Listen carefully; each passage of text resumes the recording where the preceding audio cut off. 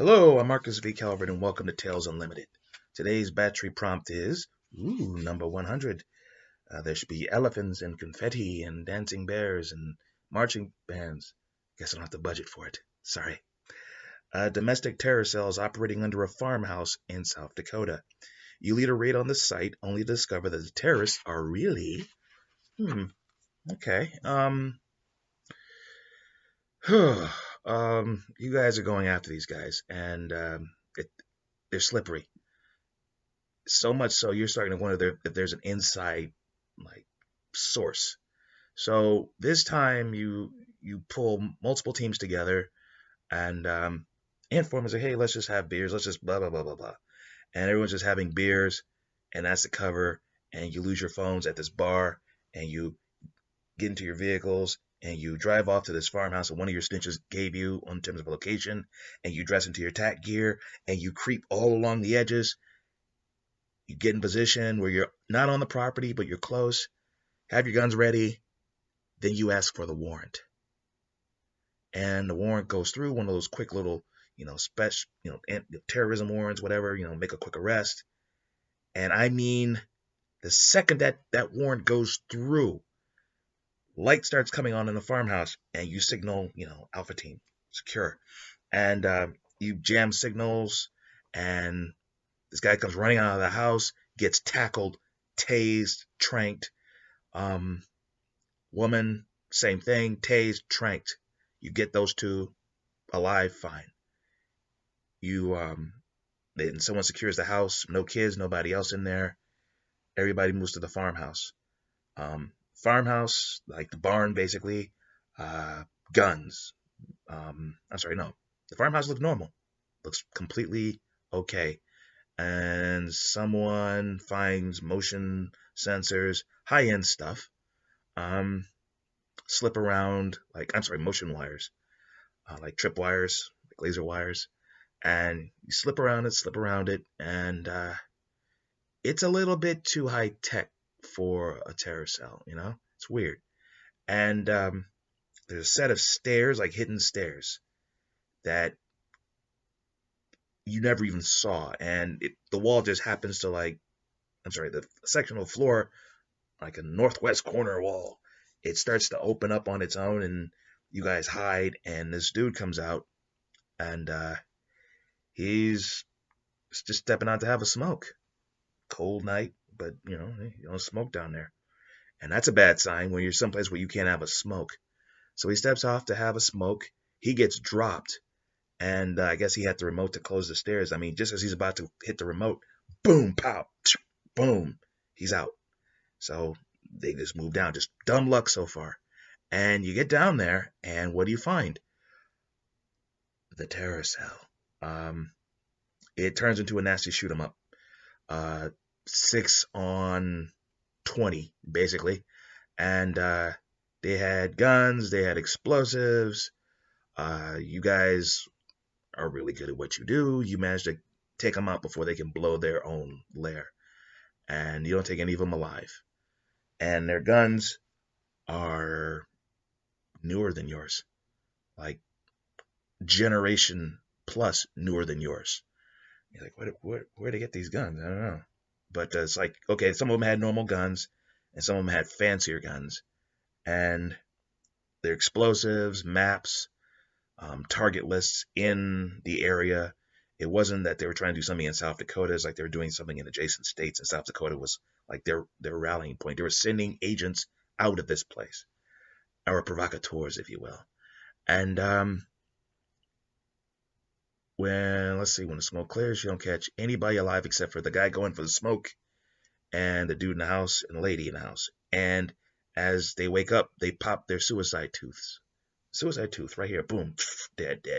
Well, the guy who gets knocked out, you guys find his tooth, you keep him tranked, and when he wakes up, he's minus a tooth. He tries to pop his tooth, nothing. So you make him talk.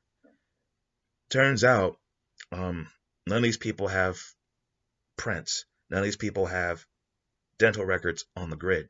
None of these people have anything that indicates that they ever existed. Except for like the oldest dude oldest dude in the bunch. He was like 57. Um, yeah, his fingerprints popped up on somehow, some way, a year ago. He had his prints taken for a kindergarten trip, like a class trip to a police station. But by those prints, he should be like, well, in kindergarten. Like, wait, what? And so they actually check and they find that this guy lives in Seattle at the age of, well, a kindergartner. And that's when they realize these guys aren't from around here, temporally speaking. And it all starts to unravel. And then, well, someone in Minneapolis finds out that their South Dakota house got hit, takes in all the details, steps into the time machine, and undoes it all. If at first it doesn't succeed, use the time portal. Duh. Gosh, those lucky feds. You're gonna find out who that snitch was, though. Kill that sumbitch. That's how I'd write it. How would you write it? Was the rate of success? Was the terrorist cell aliens? Were they demons? Were they supervillains? Were they innocent victims with little mind control things in their heads? There's so many different ways to write the story. How would you write it? Okay, I'm Marcus V. Calvert, and this is Tales Unlimited. Please check out talesunlimited.net for the podcast and the book links. This will be the last podcast for the Batchery Daily Prompt. This will be the last podcast for the Disturbing Thought of the Day. But there will be new ones starting tomorrow. It's been fun. Done 100 of each, I think, for Disturbing Thought of the Day anyway. But this one is the 100th Batchery Daily Prompt. Glad I saw it through, but I got stuff to do. I gotta knock stuff off, and it's too many takes, too much time, and I need to do them faster because I have, well, let's just say, looming projects that I need to set more time aside to do.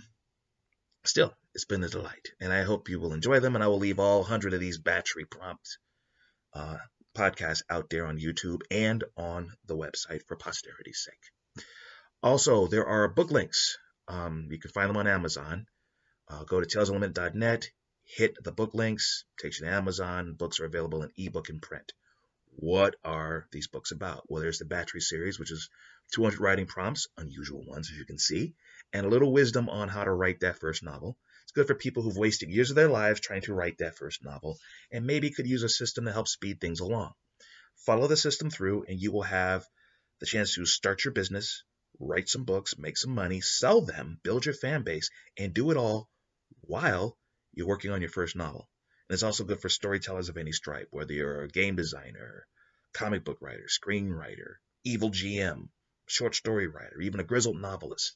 There's something there. Also, there are 2 anthology series, short stories, 25 stories in each book. Themes are unheroics, like a vampire owing child support is the good guy of the story. Unlikely hero saving the day. That's unheroic. Or the Book of Schemes, which is about schemes. Diabolical, twisted, funny, ridiculous, like what if your imaginary friend got you arrested because it ate your father-in-law? Didn't like him one bit. And then there is the I Villain series. Think Sin City with superpowers. There's this world where 99+% of all superheroes get wiped out, which is actually logical because hiding a secret identity these days, tricky. Well, the heroes get wiped out, and one of the people who helped do it is this dude named Benjamin Clyde, Gentleman Fixer. He is the best fixer on the planet, and he has hundreds of mercs, handpicked, and they're the secret of his success.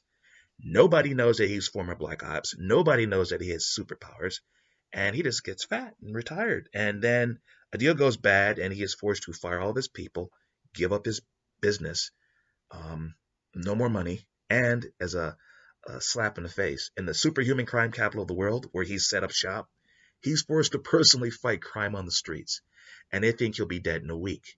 Instead, he thrives, and he starts a new business called I Villain. Well, what is I Villain? Well, since there aren't enough heroes around, but the villains haven't gone away, someone has to save the world. And he nominates himself because people who can threaten the world order, they tend to have money.